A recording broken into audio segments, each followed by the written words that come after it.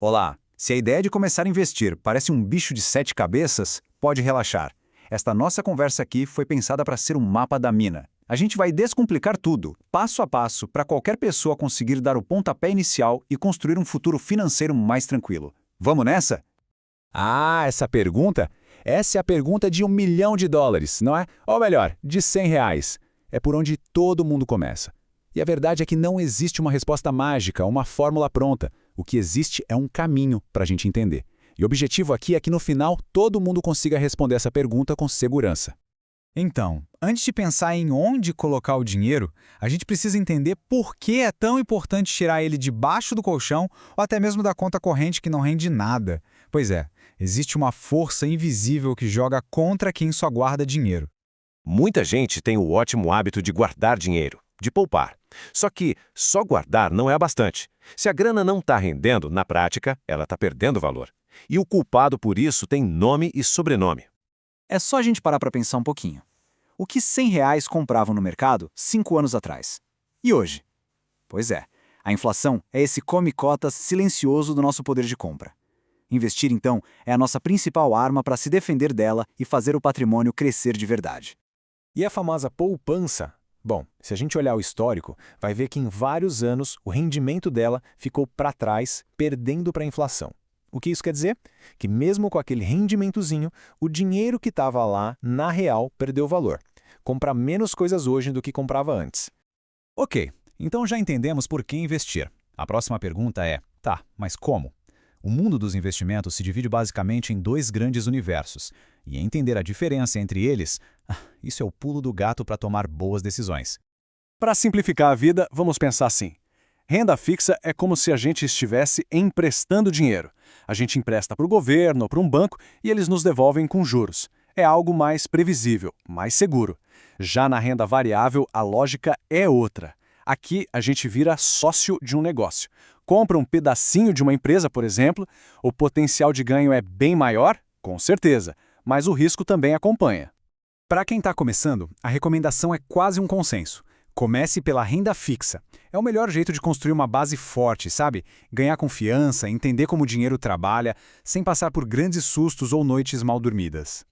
Essa jornada inicial pode ser vista como uma escadinha. O primeiro degrau, o mais simples, são as contas digitais que rendem alguma coisa, já bem mais que a poupança. Depois, a gente pode subir um degrau para o Tesouro Selic, que é basicamente o investimento mais seguro do Brasil.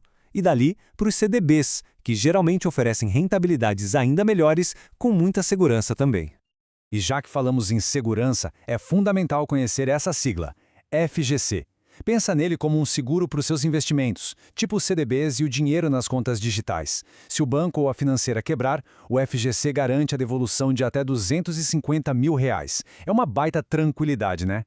Outro termo que parece complicado, mas é super simples. Liquidez diária. Sabe o que significa? Que dá para resgatar o dinheiro a qualquer momento e ele cai na conta no mesmo dia ou no dia seguinte.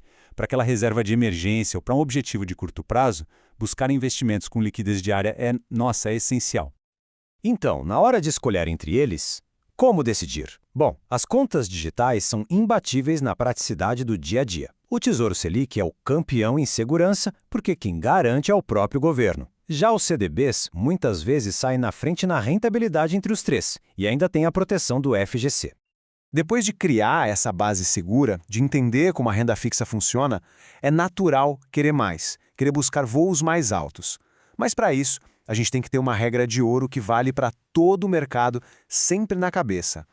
Essa é a lei da gravidade dos investimentos. Não existe almoço grátis, não tem milagre. Para ter a chance de ganhar mais, é preciso aceitar um nível maior de risco, de incerteza. Qualquer promessa de retorno gigante com risco zero, desconfie. E muito. E aqui estão alguns exemplos desse próximo nível. Olha que interessante. Até na renda fixa tem opções com mais risco, como as debêntures, que não têm FGC. E aí, claro, a gente entra no mundo da renda variável, com os fundos imobiliários para investir em imóveis sem precisar comprar um, e as ações que nos tornam sócios de grandes empresas. Com tudo isso em mente, a pergunta muda. Deixa de ser onde investir e passa a ser qual é o melhor plano para mim. E a resposta para isso é sempre pessoal. Começa com autoconhecimento. O primeiro passo é se entender. Qual a sua tolerância ao risco? Tem gente que não dorme se o investimento cair um pouquinho. Outras pessoas já lidam melhor com essa montanha-russa em busca de ganhos maiores. E olha, não existe perfil certo ou errado, tá? Só existe o perfil que se encaixa em cada pessoa. E esses perfis acabam virando carteiras de investimento diferentes. O conservador vai ter quase tudo em renda fixa. O moderado faz um meio-campo, equilibrando os dois mundos. Já o arrojado, ou agressivo, coloca a maior parte do dinheiro em renda variável. Mas, veja bem, sempre com uma parte em segurança também. Então, o mapa pessoal para começar a investir se resume a 3 perguntas-chave. Primeira, qual o apetite para o risco? Segunda, para quando esse dinheiro vai ser usado? É para o curto, médio ou longo prazo? E a terceira, que talvez seja a mais importante de todas, diversificar. Essa é a lição que vale ouro.